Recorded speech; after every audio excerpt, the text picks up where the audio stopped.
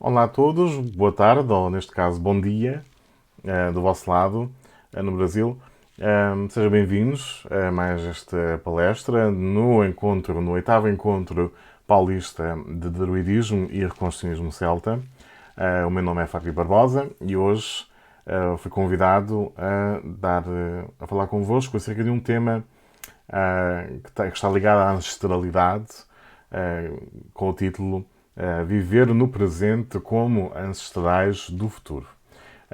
Queria, antes de mais nada, agradecer ao Caio e Taubi por me terem convidado a estar aqui neste encontro, neste evento, na pessoa da Helena. Agradeço muito, é uma honra enorme estar aqui a tentar partilhar um pouco daquilo que é a minha experiência dentro da prática druídica e agradeço também, portanto, à organização inteira e a vocês que estão a ver neste momento esta palestra. Antes de mais nada, talvez apresentar-me, porque a maioria de vós não me conhece certamente. Chamo-me Fábio Barbosa, eu trabalho como redator publicitário, designer, web developer, em freelance, mas nos meus tempos livres dedico-me à pesquisa, que lá está, com muitos de nós, sobre temas da espiritualidade. Eu estudo e pratico druidismo moderno desde 2014 e, além disso, sou o editor da revista Ofiusa, que é a publicação periódica da Ordem dos Bardos, Ovários e Druidas para os países de língua portuguesa. Quem já me viu e ouviu no encontro brasileiro de druidismo e reconstrucionismo celta do ano passado deverá saber que tenho uma perspectiva bastante particular daquilo que é o druidismo. Para mim é uma via iniciática, mítica, mas sobretudo encarnada, ou seja, é um caminho que está comprometido com a vida do corpo, com o aqui e agora, com este mundo, com a nossa realidade. E para mim estes três componentes, estes três conceitos, orientam sempre e reorientam sempre a minha prática quando me sinto algo confuso. Quer com o andar da própria prática, quer com quaisquer quesilhas que aconteçam na comunidade, quer com novos obstáculos que me apareçam pela frente, enquanto aprofundo esta caminhada. Eu entendo por isso que no druidismo que seja fundamentalmente sensual, ligado à matéria, aos sentidos e através da matéria ao espírito, não é? Mas é esta a realidade. Entendo que não há questão que seja de tal forma mundana que não seja também espiritual. Por isso, acho que a nossa espiritualidade toca, ou deve tocar, todos os aspectos da nossa vida. Daí que o tema deste encontro paulista, o druidismo no dia-a-dia, me interessa bastante. E acho que se alinha bastante com a minha forma de pensar. Por isso é com muita honra que aqui estou. Portanto, para começar, viver no presente como ancestrais do futuro, temos que fazer algumas definições iniciais, não é? O que é isto da ancestralidade? Qual a sua relação connosco? De que forma estamos ligados? E o que é que isso quer dizer no que toca a viver agora com ancestrais do futuro, que lá está. Eu, portanto, começo com aquilo que é a cosmologia para muitos de nós, que tem a ver com a chamada ordem cósmica, não é? Que está tripartida entre os três kindreds, ou famílias, estirpes, como quiserem. Há várias traduções, eu ainda não sequer decidi por uma delas. Portanto, chamar-lhe-emos famílias, os antepassados, ancestrais, os espíritos da terra, do lugar, e que lá está, os deuses, deusas, deidades com que possamos ou não trabalhar. Obviamente que muitos que praticam o druidismo não têm uma prática voltada para a devoção ou para o trabalho específico com espíritos ou com deuses, mas em todo o caso, acho que este modelo que entende que não estamos sós, que o mundo está completamente pleno e habitado de múltiplas entidades, de múltiplos seres, é bastante útil para trabalharmos, não é? E para entendermos melhor esta realidade com que estamos a funcionar. Para as mitologias que nos inspiram, dentro do universo celta, no meu caso, estou mais familiarizado com o universo gaélico, e especificamente irlandês. Os antepassados são uma parte da ordem que rege o mundo e, por isso, merecem consideração, veneração em algumas práticas, portanto, são também objetos de culto. Tanto quanto sei das minhas fontes, até à Idade Média, muitos irlandeses pressupunham que onde quer que a comunidade estivesse, os antepassados também estariam.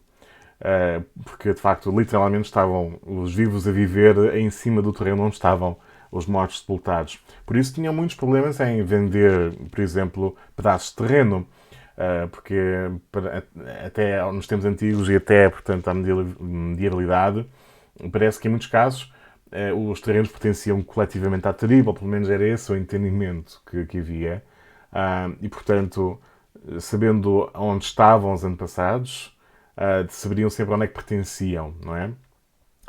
E isso leva a uma série de noções que são perpetuadas na cultura. No caso irlandês, lá está, existem as Densachas, ou Denshachas, a minha pronúncia não é de facto a melhor, que são uma coleção de factos e pormenores, histórias sobre os lugares que estão vinculados a pessoas, que estão vinculados a eventos históricos ou lendários, enfim, e que explicam coisas como o nome dos lugares, porque é que esta vila ou este monte tem o nome que tem, porque é que o rio é abordado da forma que é, enfim.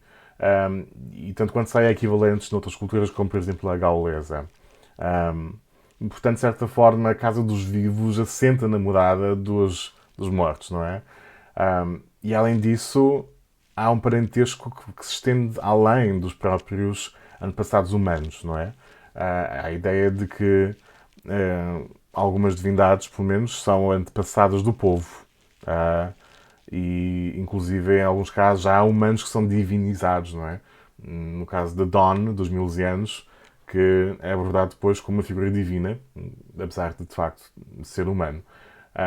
Portanto, há uma fusão das fronteiras entre o que é um tipo de ancestral e outro são difusas e, de facto, refletem muito a forma antiga de se ver o mundo, que não seria tão espelhada quanto a nossa, talvez, tão dadas categorias, não é? A categorização das coisas.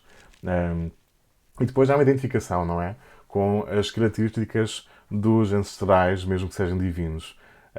Se os Tuatha Danann são os deuses das capacidades, os deuses habilidosos, como seria uma das traduções possíveis dos Tuatha, o que é que isso dirá do povo que está ligado ou que convive com os Tuatha?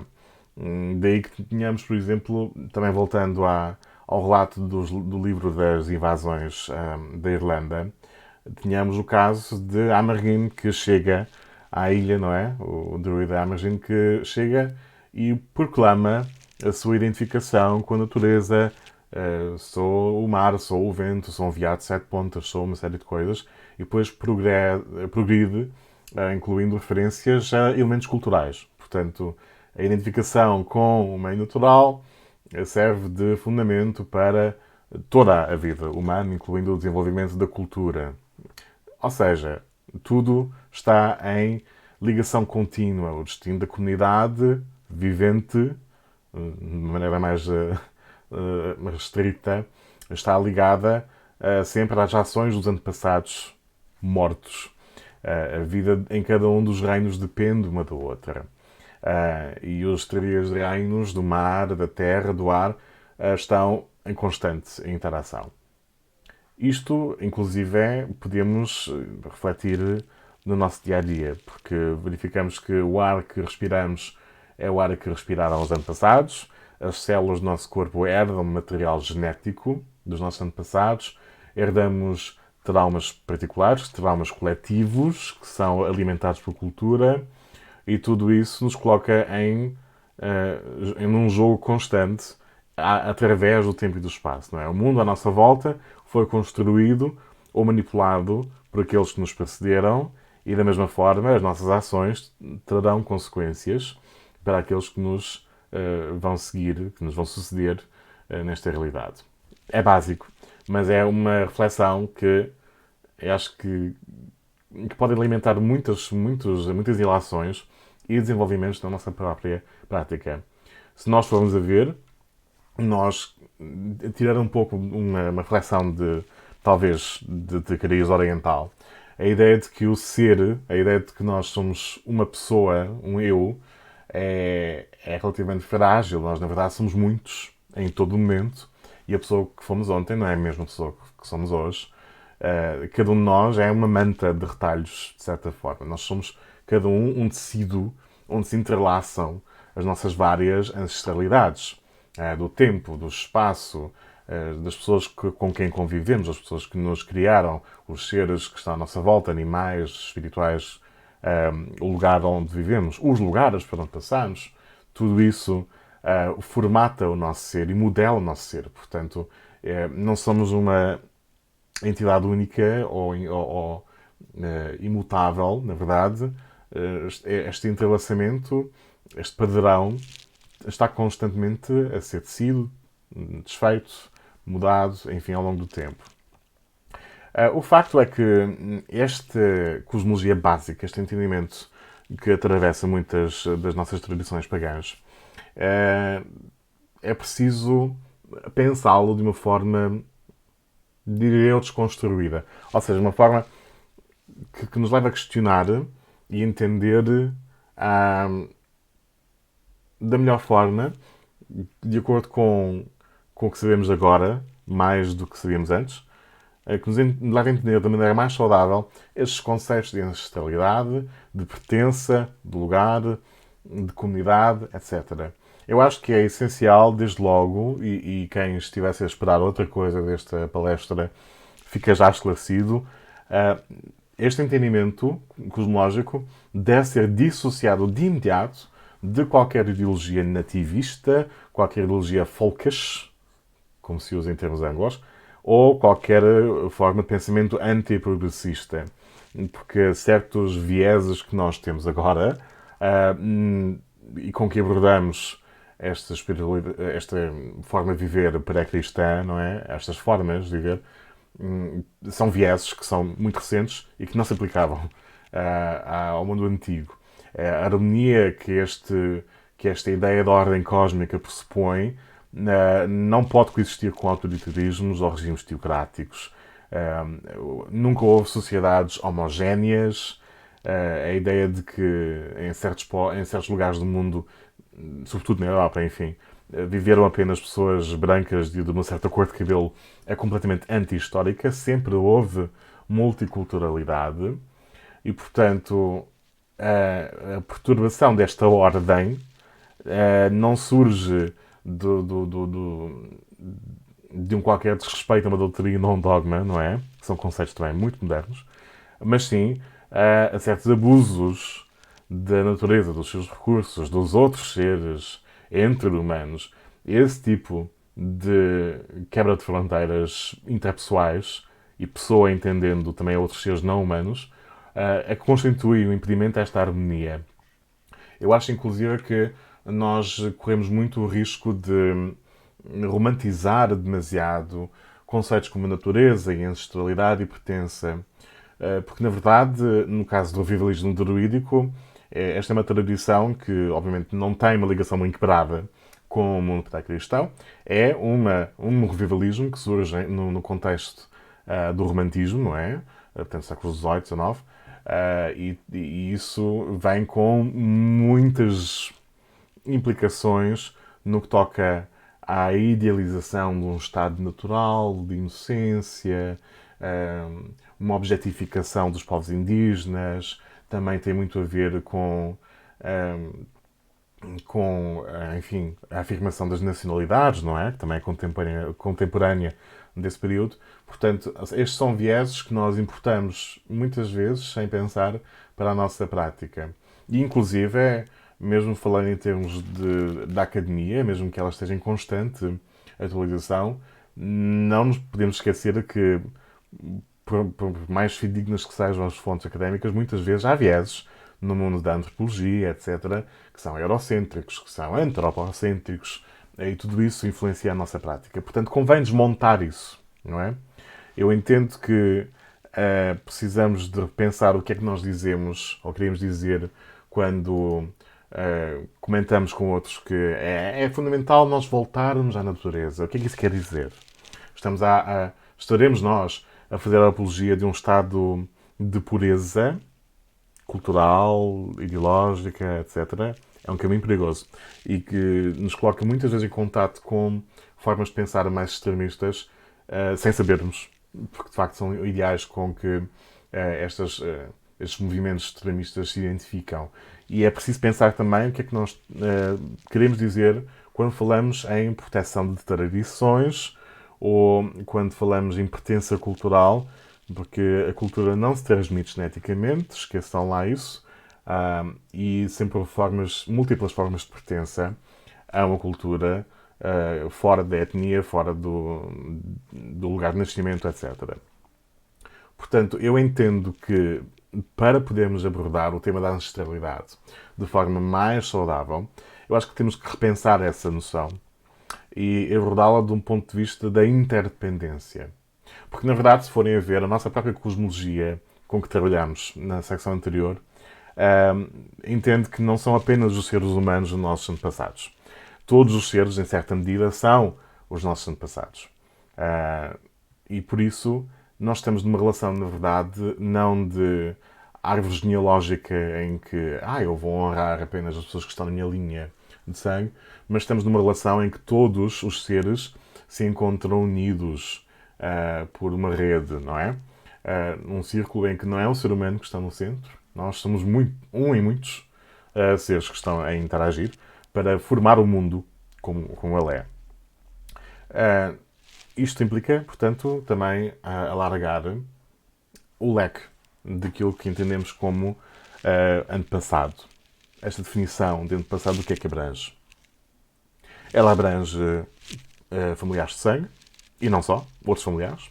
Abrange antepassados do lugar em que vivemos, mesmo que ele não seja o lugar onde nascemos. Eu mudei várias vezes de casa, portanto, estar na minha ilha de origem, em Portugal ou noutro país, onde quer que eu passe, estou completamente influenciado pelos antepassados dos lugares onde vivo, não é? E vivi. Quando mais não seja porque o lugar onde a realidade que existe foi por eles formada, construída, desenvolvida. Também temos antepassados de outros povos. Quando mais não seja porque o nosso fetichismo com a genealogia nos impede muitas vezes de ver que portanto, os grupos, as sociedades sempre foram multiculturais, na verdade. Portanto, há vias de ancestralidade de que nós nem sequer temos consciência, no sentido tradicional, mas também no sentido mais lato, porque outros povos que estão constantemente a contribuir para a nossa realidade, para a nossa vida, para o nosso conforto, sobretudo de maneira forçada, não é? Do ponto de vista ocidental, a nossa sociedade inteira, a nossa economia inteira, o nosso modo de vida, tudo isso está assente em formas de produção exploratórias que incidem sempre sobre o mesmo tipo e os mesmos grupos, os mais pobres ou pessoas de países em processo de industrialização, que são, portanto, exploradas em fábricas, etc. Tal como, enfim, aconteceu entre europeus no início da Revolução Industrial. Portanto, sem pretender inventar eu sou 2% irlandês, portanto eu sou o que sou, é preciso entender e reconhecer esses laços, esses elos de ligação com outras sociedades. Também há antepassados ligados à nossa prática espiritual, não é? Aqueles que avançaram o revivalismo druídico ou o reconstrucionismo, aqueles que foram autores, aqueles e aquelas que deixaram livros, artigos, trabalhos, que fundaram grupos e que estão ainda agora a formar o movimento e a dar-lhe forma para o futuro. Também ancestrais dos nossos grupos sociais, portanto, pessoas que nos antecederam, sobretudo em identidades minoritárias. Isto se torna muito evidente. Eu entendo que muitas pessoas que foram LGBT, que foram queer, são minhas antepassadas, mesmo que não tenhamos laços de sangue, não é? Porque elas avançaram muitas vezes em contextos de discriminação e de violência que ainda se verificam, não é? E a elas devo, muitas vezes, avanços culturais de que eu estou a beneficiar. Isto leva-me também ao ponto seguinte, que são os mentores, os heróis das comunidades, as pessoas a quem devemos lições, facilidades, não é? Conforto, as pessoas que celebramos pelos seus feitos. Portanto, tudo isso são antepassados. E além disso também, claro está, todos os seres. Por isso, isto implica passarmos de uma relação autocomplacente para uma atitude em com, que nos relacionamos com os outros e com os antepassados e com a ancestralidade através de uma relação justa, com acertos, com reparações, porque na verdade nós realizamos que nós beneficiamos da exploração de certos povos e grupos do passado e que esta exploração continua, portanto nós beneficiamos, sentimos conforto em relação a ela. Isto aplica-se, por exemplo, ao fenómeno da colonização, não é? Nós ainda hoje, portanto, falando como branco, como europeu, como português, beneficiamos disso, por exemplo. Portanto, convém entrar numa relação justa com a ancestralidade implica reparar ou ajudar a reparar os erros cometidos pela nossa ancestralidade mais direta e fazer reparações para com aqueles que são prejudicados tanto pelos nossos antepassados como pela nossa própria existência agora, porque ainda hoje o nosso modo de vida e o sistema económico em que estamos comete diretamente ataques e opressões. Portanto, ainda hoje estamos a beneficiar disso. Reparações, relações mais justas do que antes. Nós também, isto implica assumirmos como responsáveis pela terra em que estamos. Não que sejamos guardiães dela, não é? Ela sabe o que faz e a terra vai certamente proteger-se dos humanos, por exemplo. Mas somos responsáveis pelo que fazemos a ela, não é? Pelos danos que cometemos. E os danos que cometemos muitas vezes prejudicam as ligações aos espíritos do lugar, a que não têm qualquer relação para confiar em humanos, não é? Porque a nossa atitude geralmente é de abuso para com a natureza. Portanto, somos responsáveis pela Terra, por nós e pelas gerações vindouras. E também, claro, reconhecer o quanto foi feito por nós, sobretudo diante de desequilíbrios de poder, e o quanto nós beneficiamos dessas lutas dos antepassados, ativistas, heróis, etc. E o quanto podemos contribuir também para essa mesma linhagem de pessoas que não ficaram sossegadas e foram lutar por mais direitos, por uma sociedade mais justa, etc. Eu entendo, portanto, que uma relação justa com os antepassados tem implicações diretas em termos éticos, morais, sociais, no agora, não é? E isto, portanto, estabelecer uma relação justa com os antepassados não passa apenas por ter um ciclo de sacrifícios em casa, no altar, não passa apenas pelo culto doméstico, não passa apenas pela veneração propriamente dita, tem consequências muito diretas. Uma relação justa com os antepassados implica diretamente viver como antepassados do futuro. Como pessoas que vão deixar um legado, quer queiramos, quer não é uma questão de vaidade. Portanto, importa reconhecermos o nosso papel nesta rede de interdependência e agir em conformidade. Inclusive, nós sabemos e nós entendemos, ao contrário de outras espiritualidades que, por exemplo, possam procurar a transcendência, não é? A evasão deste mundo, a ida para o céu, para o paraíso, etc. Numa espiritualidade dita da Terra, como a nossa, nós sabemos que o sagrado nos rodeia, não é? Aqui e agora. Os ancestrais, todas as famílias, os kindreds, estão constantemente a rodear-nos e, portanto, esta existência é ela própria sagrada. Nada, na verdade, é mundano ou profano, melhor dizendo. Suspeitamos, portanto, que o nosso caminho druídico ou de espiritualidade celta seja de uma vida mais profunda neste corpo e neste tempo histórico. Portanto, esta palestra terá menos a ver com um aspecto ritualizado da veneração ou da relação com os antepassados, mas mais com formas justas de viver no dia a dia com antepassados futuros, inevitavelmente. Um, Existem várias formas, ou vários entendimentos éticos no meio pagão. Há quem trabalhe com as chamadas nove virtudes, que eu pessoalmente, enfim, tenho os meus quês, tenho as minhas resistências. Há quem trabalhe com o conceito de honra.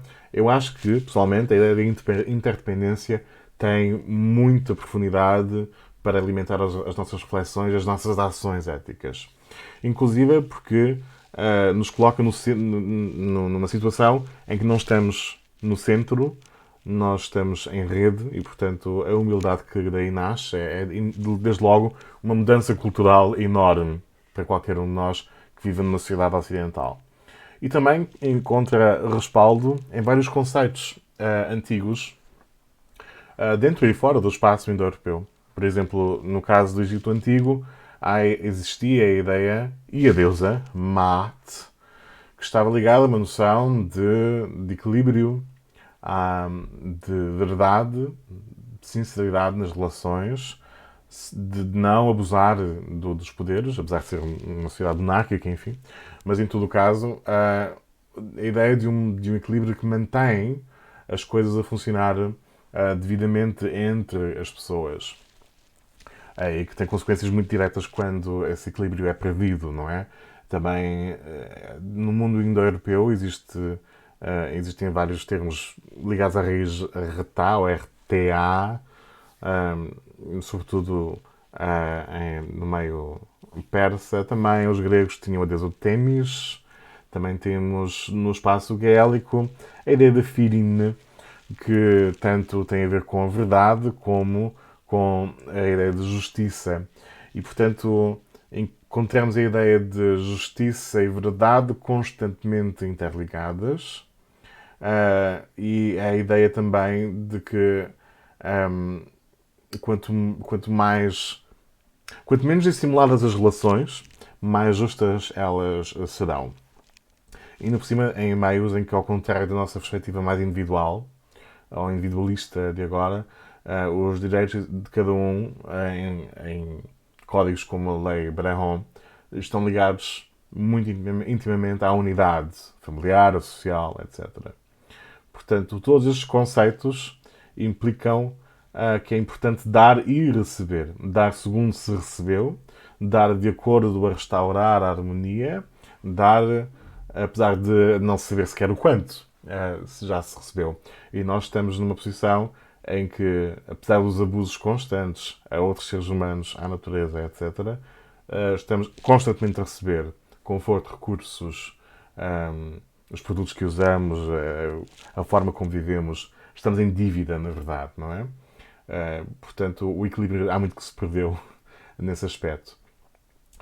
Existe um conceito que recuperamos da prática politeísta romana, do ut des, que tem a ver precisamente com esta ideia de dar para receber, não é? Dou para que me dês. E acho que além da interpretação inicial que muitos de nós fazem no que toca ao culto doméstico, que é, ok, manter sacrifícios para que também eu possa receber benefícios, não necessariamente de forma egoísta, mas a ideia é um bocado essa. Acho que importa perceber que o movimento é o oposto, não é? Nós já recebemos constantemente e em grande medida, e portanto importa, na verdade, nós agora sim darmos alguém de troca. É importante passarmos do teste focado na ritualidade, não é? E transportar essa lógica e com todas as suas ilações para a nossa vida diária, não é? Fora, no mundo prático, no mundo fora dos altares, etc. É uma ideia que nos retira do mundo antropocêntrico, imperialista, em tudo o que existe, inclusive outras pessoas, inclusive os animais, inclusive as plantas, tudo o que existe está lá só para nos servir a nós e ao nosso grupo, aos nossos. Sair dessa lógica para passarmos a ver que tudo o que existe é-nos dado e de forma muitas vezes forçada, sem que tenhamos dado o valor, o pagamento, enfim, que lhe correspondia. Portanto, passar por uma relação mais justa, de verdade e justiça, implica também questionar, redefinir vários termos e entendimentos para então curar. Se nós devemos mais do que havemos, se nós estamos em dívida para com todos os seres, então como é que redefinimos, como é que pensamos a ideia de riqueza e de propriedade? Será que nós realmente somos donos do que quer que seja? Será que a sociedade tem o direito de pensar em crescimento contínuo da economia? Ele tem limites. Compensar os nossos sistemas de trabalho e produção, que avançam sem consentimento, não é? Contra outros seres, inclusive contra nós mesmos. Não serão muitos os nós, entre nós, que vão trabalhar das 9 às 5 de livre vontade. Mas a verdade é que se não o fizermos, perdemos a casa, não podemos comer, enfim. Portanto, há uma violência aqui em constante tensão que na verdade não é sustentável. E nesta cultura onde somos obrigados a fazer uma série de coisas, em que coisas elementares como alimento, abrigo, saúde, não são de facto direitos adquiridos, não são direitos intrínsecos, quero dizer, mas sim algo que adquirimos através do trabalho e através da produtividade. E se essa produtividade está constantemente a ser amplificada, ou seja, se os padrões estão sempre a subir ao ponto de perdermos a nossa saúde, estamos numa cultura, portanto, em que há traumas que nos atravessam há gerações e um trabalho com a ancestralidade passa também pela cura, pelo reconhecimento e pela cura desses traumas individuais, coletivos. Portanto, o trauma da pobreza forçada pelo sistema de produção capitalista. Traumas ligados à colonização, escravatura, etc., que, portanto, de que muitos de nós ainda hoje estamos a beneficiar, não é? Curar esse aspecto e ver também questões familiares que se repetem de geração em geração. Há questões de saúde mental que estão diretamente ligadas a traumas não reconhecidos. E estamos numa sociedade que não nos permite dar tempo e atenção às nossas próprias emoções. Portanto, estamos em numa cultura que nega a nossa corporalidade. Não podemos chorar, não podemos assumir a nossa ira, não podemos.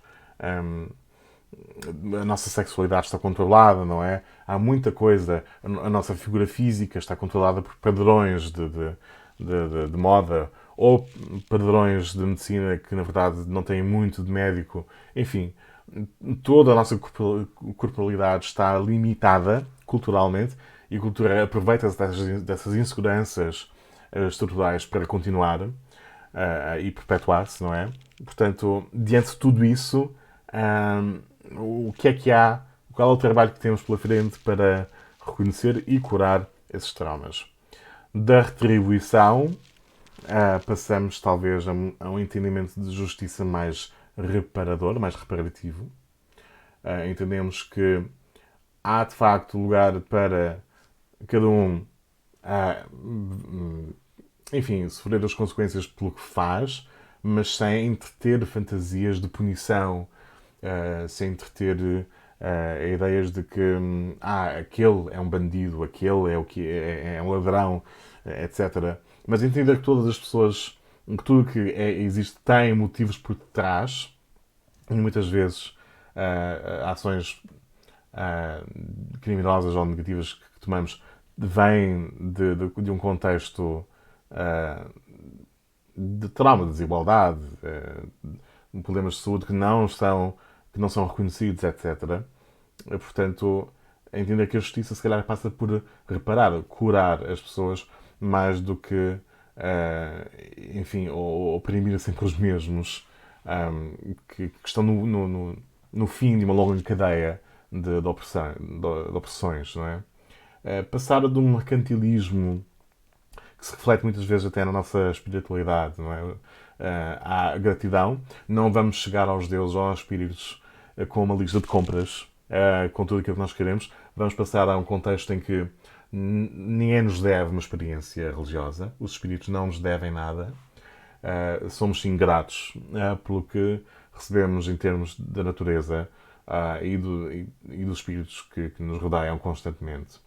Vamos passar da exploração desenfreada de todos os seres, humanos e não só, deste mundo e dos outros, a uma reafirmação da pessoa que está presente em cada ser, da personhood. Porque, na verdade, se nós só agora estamos a acordar aos poucos para certas questões de direitos humanos, a verdade é que a reflexão quanto aos direitos de outros seres ainda está muito no início. E a nossa espiritualidade também sofre muito com padrões de comportamento que ainda nos orientam nas nossas interações humanas. Coletivamente, muitos de nós não temos uma relação fácil com o consentimento. Nós não procuramos consentimento nas nossas relações. Não procuramos, a forma como o trabalho está estruturado não se baseia em consentimento, e isso é levado também para o meio espiritual.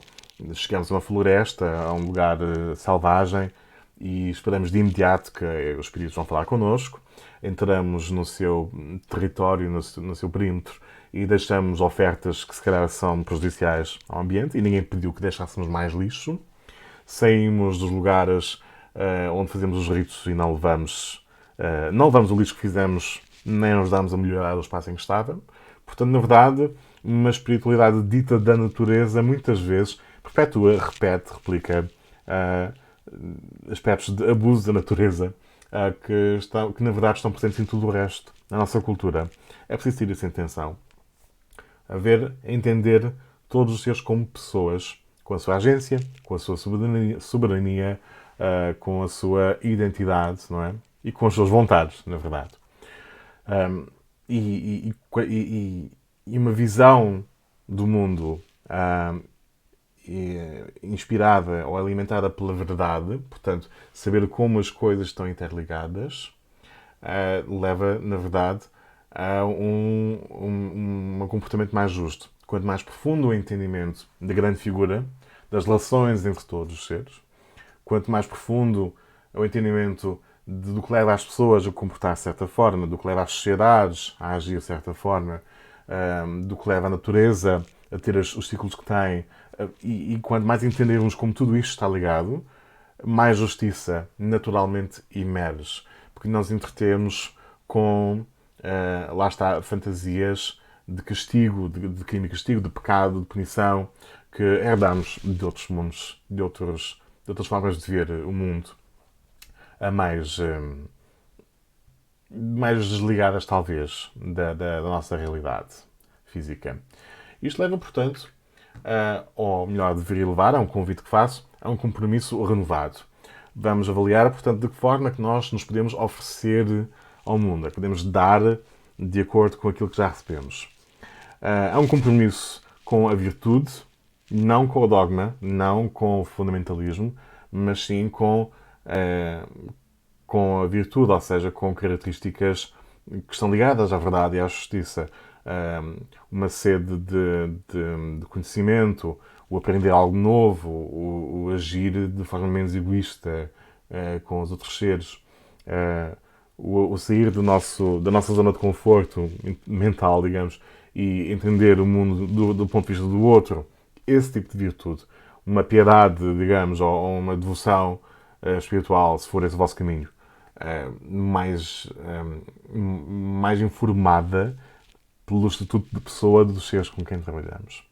Um compromisso com o nosso corpo, com a nossa materialidade, não nos ausentando do corpo, não castigando o corpo com as mesmas estruturas que inspiram a sociedade. Na verdade, a ideia de que há que trabalhar até cair, que não podemos descansar, que não há tempo para nada. Sair um pouco dessa zona. Comprometermos com o nosso prazer. Estamos muito ligados dele também, muitas vezes. Compromisso com as nossas comunidades e com o outro, aqueles que não entendemos que sejam nossos, porque na verdade esse tipo de fronteira é, como todas as fronteiras também, são arbitrárias, né? E são narrativas que ajudam a manter certas sociedades de pé, mas na verdade o outro, não existe o outro. Um, Há um compromisso com o nosso trabalho, com a forma como desempenhamos as nossas profissões, que podem ser vias de estabelecimento de relações justas, mas também um compromisso com o nosso descanso, como gerimos a nossa vida se tivermos esse poder de escolha. Infelizmente, muitos de nós não temos, mas perceber que é possível e é necessário sair da mecânica, da engrenagem, da, da grande fábrica, não é, produtiva que rege o mundo, sair dessa lógica e prestar mais atenção a um ritmo mais lento, etc. E é a urgência também do nosso descanso contra a ditadura do trabalho. Porque, na verdade, nada da natureza cresce continuamente, tudo tem estações. Ou quase nada, não sei, na verdade, mas quase nada da natureza crescerá continuamente, existem estações para tudo, nem que elas demorem anos, portanto nós também não somos diferentes. E também um compromisso com as gerações futuras, podemos ser mentores dos que nos rodeiam, há muitas oportunidades de ensinar e passar conhecimento das nossas comunidades, na nossa religião ou espiritualidade, nos nossos grupos de trabalho, de forma cívica também, ativista, muitas formas de transmitir esse tipo de conforto e conhecimento. Por exemplo, para pessoas que cresceram na minha geração, como queer, como pessoas LGBT, infelizmente, políticas assassinas durante o período do surgimento da SIDA, do HIV, acabaram por dizimar boa parte da geração que hoje seriam os anciãos das pessoas queer de hoje. Portanto, não tivemos muitos de nós modelos para quem olhar e aprender, com quem aprender. Hoje, felizmente, podemos, se calhar, ter essa experiência de passar esse conhecimento e serem mentores da geração seguinte. E também, enfim, um compromisso com a Terra e perceber que nós não estamos aqui para salvar nada, não é? A Terra vai-te salvar a si mesma, mas temos responsabilidades para com aquilo que danificamos, para a forma como os nossos danos à natureza nos vão prejudicar a nós e às gerações futuras, sobretudo. Estamos a ver o que acontece com a alteração climática, não é? Com a crise climática. E claro está, perceber que modelos, ao fim e ao cabo, estamos a oferecer aos que nos rodeiam. Não é? Nem é obrigado a ser exemplo, a ser exemplar, nem é perfeito, o que é que isso seja, mas os valores que formam a sociedade são aqueles que nós modelamos e exemplificamos. E isso é passado diretamente às nossas crianças, é passado diretamente às pessoas à nossa volta e a sociedade acaba por repetir comportamentos menos saudáveis em vez de, enfim, mudar ou ir para uma direção mais saudável. Eu acho que também, obviamente, é preciso pensar em formas mais justas de encarar a nossa espiritualidade. Há uma virtude em particular, a hospitalidade, que é muito cara dentro de alguns círculos no nosso movimento. E acho que essa ideia de que somos interdependentes e que temos o dever de hospitalidade nos leva ou nos deve levar a refletir em várias direções. Para já, a descolonização das nossas práticas. E descolonização é um termo de tal forma profundo e vasto que eu não estou no lugar de fala para abordar muitas das suas ramificações, mas há coisas que vou entendendo e aprendendo como ocidental, como branco, etc., que posso ir partilhando, não é? Além da necessidade de abordarmos a nossa prática espiritual com sinceridade, honestidade, sede de conhecimento, portanto, sermos sérios no que fazemos e na nossa aprendizagem, é claro que também é preciso termos abertura de espírito. As nossas tradições não estão limitadas a etnias, não estão limitadas a um só grupo que nasceu em espaço celta, etc. Porque ao mesmo tempo que nós incluímos, tentamos ser mais inclusivos, também importa não cairmos mais ainda do que já caímos em apropriações.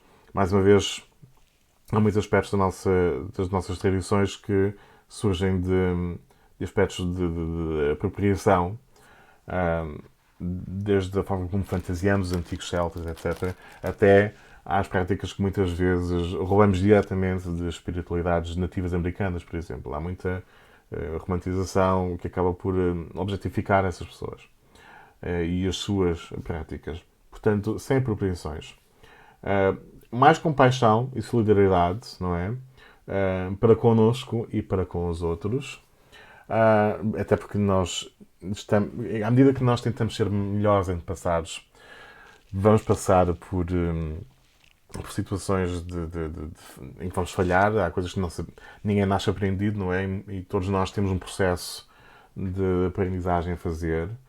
E o descanso enquanto o fazemos é muito importante. Não vamos transformar a nossa espiritualidade em mais um elemento de produtividade ao espírito da fábrica moderna, não é?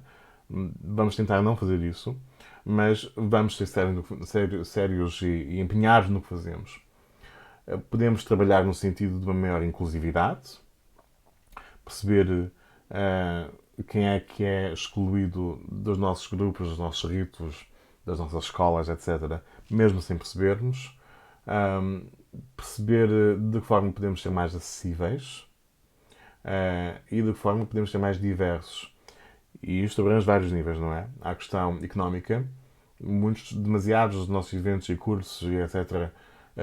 São inacessíveis a pessoas abaixo de determinado nível de posses monetárias, e isso é um problema. Muitos dos nossos ritos não são acessíveis a pessoas em condições diversas de habilidade física. Quantas vezes nos preocupamos com questões como rampas para cadeiras de rodas, não ir para lugares demasiado ermos, onde certas pessoas não poderão ir, etc. De que forma é que a nossa espiritualidade, a linguagem que usamos, os ritos que fazemos, não repetem, se calhar, de uma ideia da sexualidade que já é ultrapassada, mesmo medicamente falando, uma visão binária, uma visão redutora, essencialista, biologicamente. Vamos pensar nisso. De que forma é que a nossa prática muitas vezes bloqueia pessoas neurodiversas, neurodivergentes, melhor dizendo. Portanto, pessoas com distúrbio de atenção, pessoas dentro do espectro do autismo, pessoas que, mesmo sendo neurotípicas, estejam a passar por situações de depressão, pessoas com trauma, etc. De que forma é que estas estão a ser acolhidas? Exigimos ou não demasiado, muitas vezes, quando damos sugestões para começar a navegar o druidismo, não é? Estamos a pensar que é preciso meditar todos os dias, é preciso fazer isto todos os dias, ritos não sei quantas vezes por mês, fazer uma data de coisas que não têm que ser obrigatórias para toda a gente. Cada prática pode e deve ser personalizada de acordo com as condições de cada um. Temos a dignidade inerente para isso, não é? Para pensarmos numa forma de viver a nossa espiritualidade que tenha em conta as nossas circunstâncias. Não é preguiça não conseguir fazer certas coisas todos os dias. São simplesmente as circunstâncias que temos. E um druidismo que esteja atento ao corpo, também sabe ouvir o corpo quando ele diz não. Hoje não dá. Esta semana não dá. Para a semana vou voltar a praticar magia, meditação, ou que seja, mas por agora estou exausto. Não há problema. Portanto, isto também faz parte deste trabalho. Como é que nós entendemos a natureza, os seus espíritos? Será que nós nos forçamos aos espíritos? Será que vamos à floresta, como eu disse, e esperamos desde logo que os espíritos vão falar connosco? Temos a ideia de que a Terra tem que se sujeitar a tudo o que nós vamos levar com ofertas. Será que vamos escolher flores, folhas, ramos, galhos de árvores sem sequer dizer obrigado? Sem sequer entender ou reconhecer que do outro lado, há uma pessoa também, não humana, mas pessoa. Será que a nossa espiritualidade se foca em realidades distantes no tempo e no espaço, fantasiando com as mitologias e mundos que nos inspiram, neste caso o universo celta, por exemplo, ao mesmo tempo que ignoramos os seres humanos, os espíritos e a Terra onde nós estamos aqui e agora? Ninguém nos obriga a deixar de praticar druidismo ou uma espiritualidade de inspiração celta, ninguém nos obriga a deixar isso, mas estamos num lugar que não é esse, num tempo que não é esse, certamente. Portanto, o que é que isso influencia? Que tipo de relação é que temos com os ancestrais? Onde estamos? Quando estamos, não é? E ao mesmo tempo, acho que também há uma obrigação, não quero usar o termo obrigação, há um dever, em termos de justiça, a mantermos as nossas tradições, os nossos grupos, o nosso druidismo, o nosso reconstrucionismo, qualquer que seja a vossa via, livre de autoritarismos.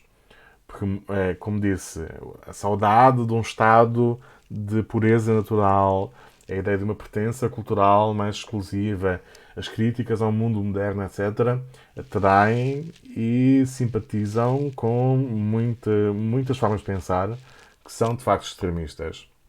Portanto, muito cuidado com as implicações que retiramos, não é? Desses conceitos, a forma como definimos os conceitos, o que é estar em ligação com a natureza e com a ancestralidade, e manter o movimento saudável, porque muitos aproveitarão a oportunidade para transmitir mensagens que são supostamente consensuais, não é?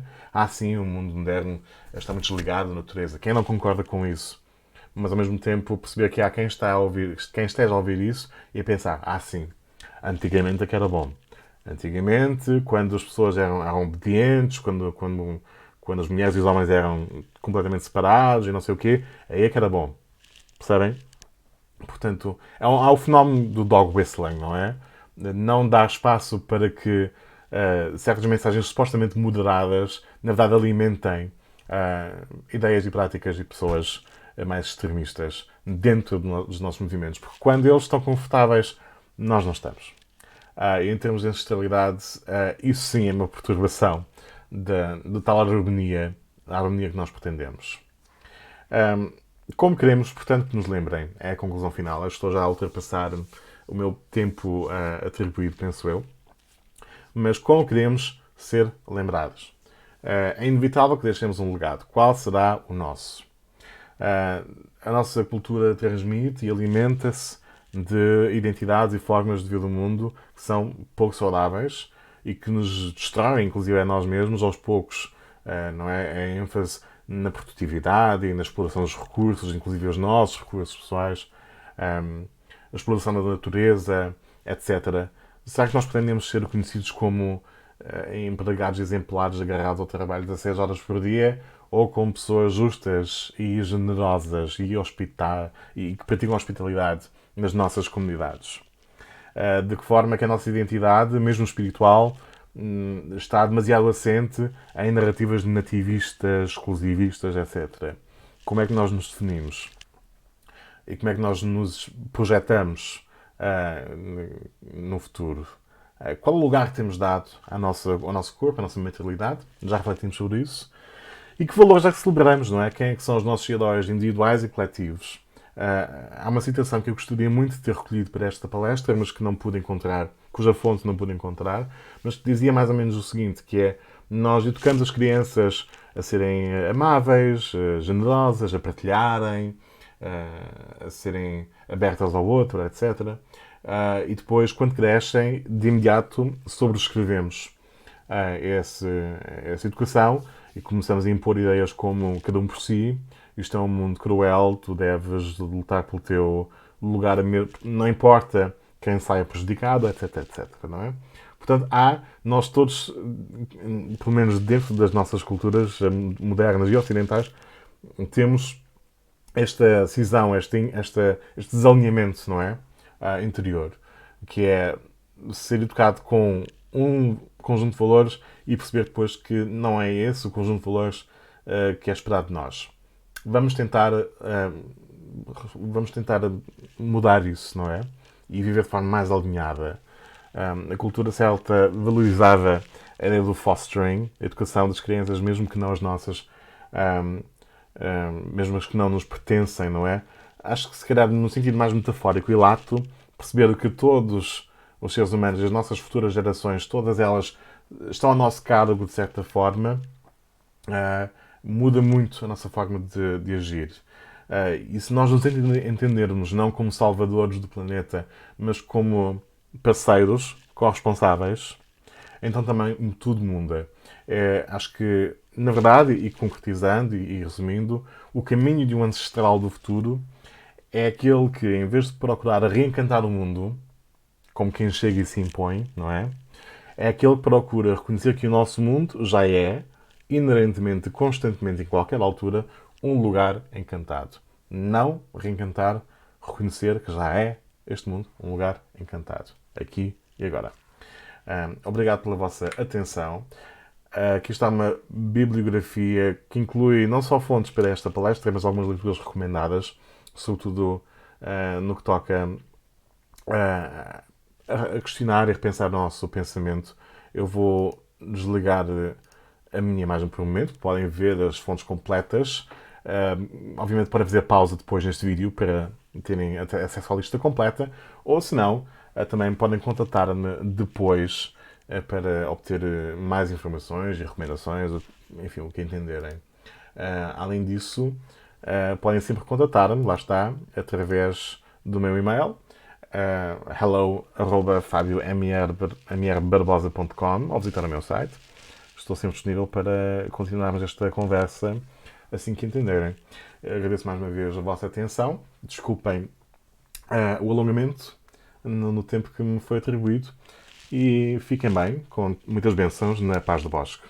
Obrigado.